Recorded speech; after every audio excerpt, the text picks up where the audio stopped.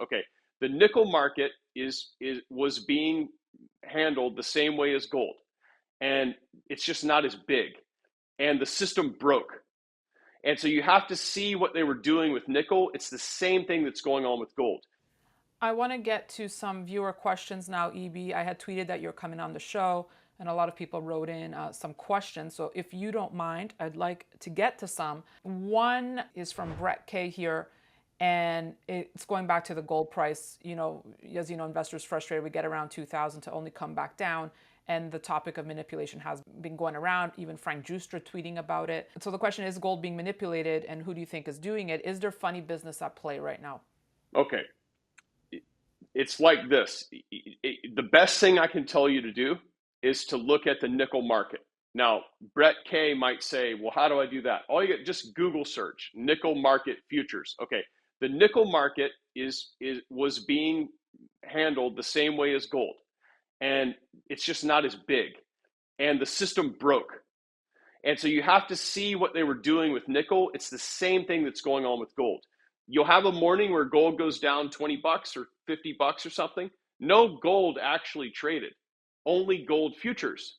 So it's contracts that track the price of gold. So in the nickel market, there was someone that was selling nickel relentlessly, just selling and selling and selling and selling. But Glencore and some other traders, some hedge funds said, wait a minute, this doesn't make any sense. Somebody's selling more nickel than there is in existence. And so they started buying the nickel that was being sold. And the nickel price went to 10, 11, 12, 15, 18, boom, 50. And then what did they do? They closed down the nickel exchange and they canceled all the trades. And now no one is trading nickel because they don't trust it. Okay, Yeah. with the gold market, you look at this, Brett K, I want you to do this. This is your homework. All you have to do, you can read about all this stuff. It's not spooky manipulation. There's not a guy behind a curtain that's playing with you and trying to take your money.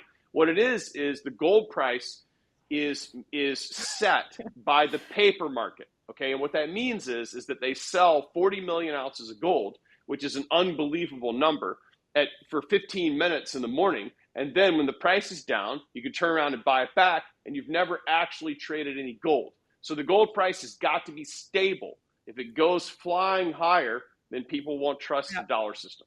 I want to get through some more questions, but you just put Yeah, an image. I pictured like Count Dracula behind yeah. that curtain.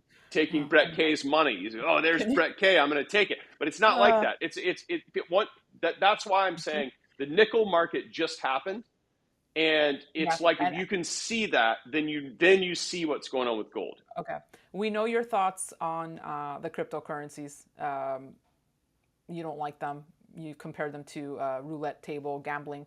But this viewer wants to know, what are your thoughts on 100% gold or silver backed, fully audited crypto? There's no point.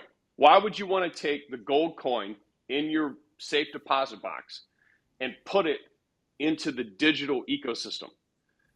Why would you want to do that? And then people say, because then it's digital. Yeah, but look, the whole point of it is it's not digital. Or they So want to restore gold and silver as money? that's never going to happen. So forget about it, because then the Fed guys Okay. have no ability to erode the system. You see how this is? Then the people with the savings determine the price of everything. So why are they going to let you do that? It's never going to Okay. happen. Okay. Next question. E.B. Tucker. How will President Biden bring back inflation, or the Fed, to 2% without dreaming?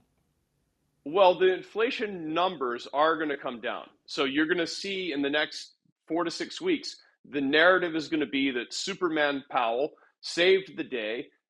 Inflation comes down to 8 and 7 and 6 and 5, but it's not going to really be coming down, because you're going to go to the store, and remember, the cashier that went from $17 an hour to $18 an hour is not going to take a pay decrease. You brought that up, and then I'll circle back to the question I have for you. But on the topic of gold, okay, this is a chart courtesy of Carter Worth over at CNBC. Well, when he pulled this up, it showed gold versus the S&P sits the dot-com peak of March 2000.